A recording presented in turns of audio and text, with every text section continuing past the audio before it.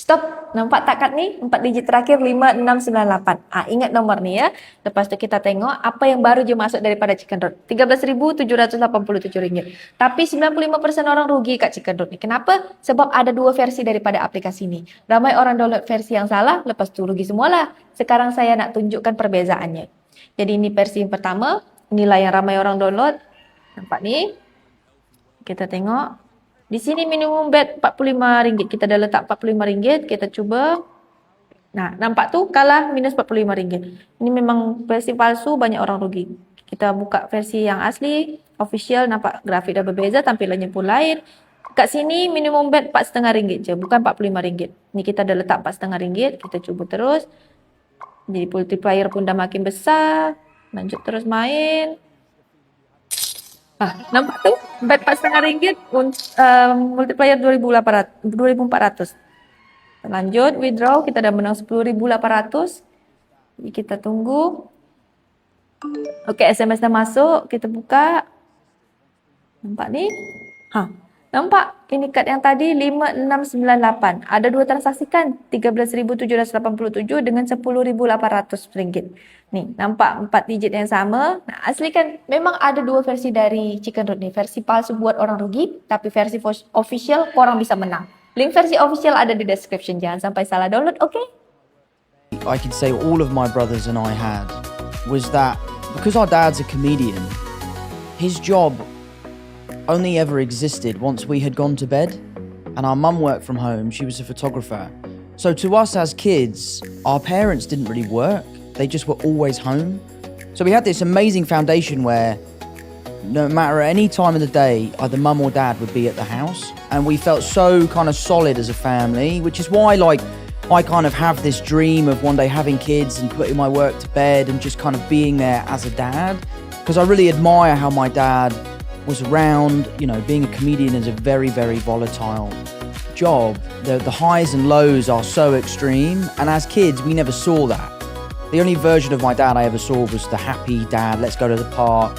We used to play this game called Golf Goals where we would go down to the park, there's like this big blue metal goal, and we would just fire golf balls into that goal every day, and he would give us 10p every time a ball went in the goal, and that was kind of the foundation of our golf and all that sort of stuff. So for me, broader than a core memory was the idea of always feeling connected and safe within my family unit. And I think a large portion of that is that my mum and dad have always been such a solid team, and they've always been there for us. Yeah, wow. Have they, as you've grown older, have they kind of opened up about some of the challenges that they were going through that they obviously didn't show you and your family when you were kids? Because I can imagine, we always talk about this, right? Like being a comedian is extremely difficult because you're making everyone else laugh. At the same time, it's a career path that, like you said, is completely volatile. Sure. Have they opened up as time's gone on, and how has that felt when you've gone from like seeing your parents always being happy to being like, oh wait, there was all this other stuff going on? Absolutely they have. And it's not even sometimes things that they've told us, it's just things that we've grown up to recognise. As a young kid, you know, you're not looking to how's my mum feeling, how's my dad feeling. And now as an older person, you know, those are things I care about. I want to call my mum because I know it will brighten her day. So that's all part of growing up, I guess. So seeing the way in which my dad's job affects him or my dad's job affects my mum is something we've all sort of come to terms with, and he's amazing at it. I mean, to be honest, I say affect, it doesn't really affect anyone. He's so good at handling it, which is a lot of why I feel like I am the way I am. For example, The Crowded Room's come out, the critics absolutely hated it. They thought it was the worst thing they've ever seen, and it doesn't really upset me. And I think a large part of my feeling towards that has come from my dad being able to do a gig, the gig not going well, him brushing it off his shoulder and just right onto the next one. Yeah, wow. And first of all, I want to point that out as well. So I've been watching The Crowded Room. Right. And me and my wife have been watching it together, and we were actually really enjoying it. Good, thank you. And so like, we were actually loving it because I love a show that has mystery. Sure. That's trying to like get me to figure it out and get me Right. to think about it. I'm kind of confused, and I love stuff like that. Like I'm Totally. a massive Christopher Nolan fan. Yeah, So all my absolutely. favorite movies are Nolan movies, and the reason why I love them is because I have no idea what's going on. Sure. And that's And you what gotta keeps- figure it out. And you got to figure Yeah. it out. And I love puzzles, and I love escape rooms, and I love anything Love that an escape Yeah, room. I love anything that's got me thinking, what is going on here, and why can't I figure it out? Mate, do you know what you should watch? I admittedly watch it to go to sleep if I'm ever feeling stressed or like overstimulated. I watch this guy called Chris Ramsey. He's like a YouTube guy. He's a magician, but I just watch him solve puzzles. He like buys these Japanese like handcrafted puzzle boxes and he just solves them. And I've started buying them, and they come to the house and you sit down for 4 hours, put it down, pick it up and try and solve this puzzle, and it's amazing. Are you any good at them? No, I'm terrible at them, mate. I'm absolutely terrible. I've had an unsolved Rubik's Cube since I was like 11. But yeah, so I watch his videos because there's just something about like the sound of the wood.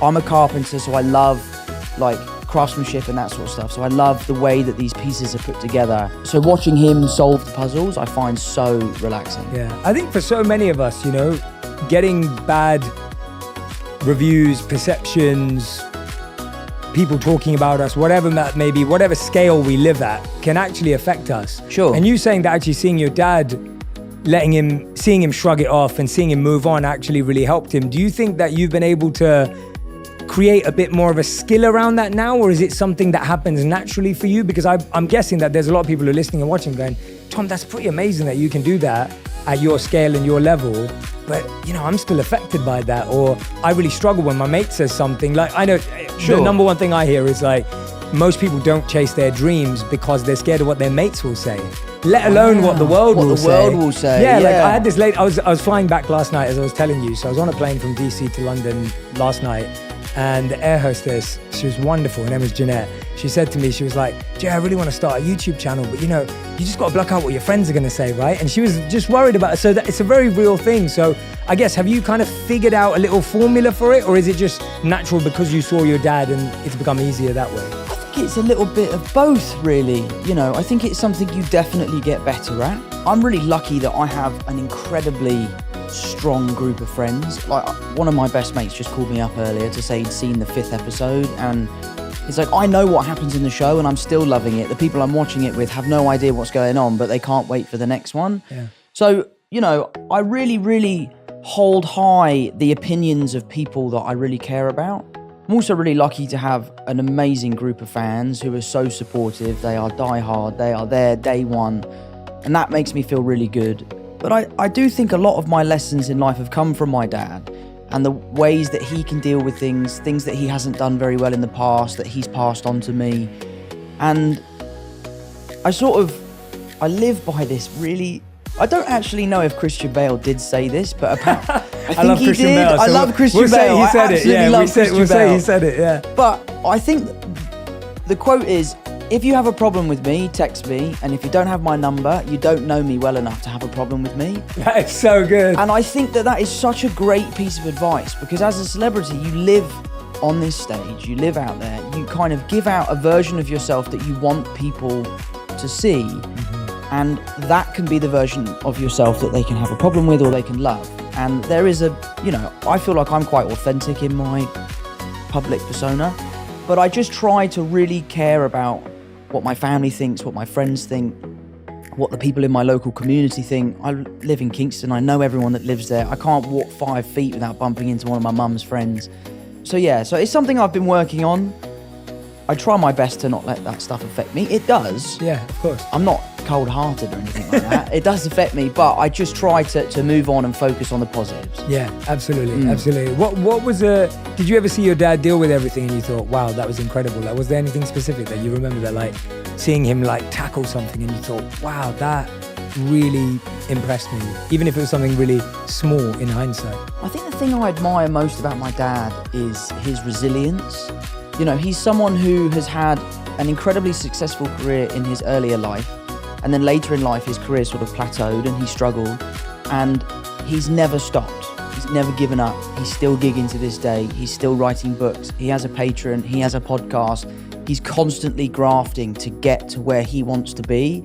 And I think being a young kid and seeing your dad continually working as hard as he can to kind of put his best foot forward, for me, has been a huge drive for my work ethic.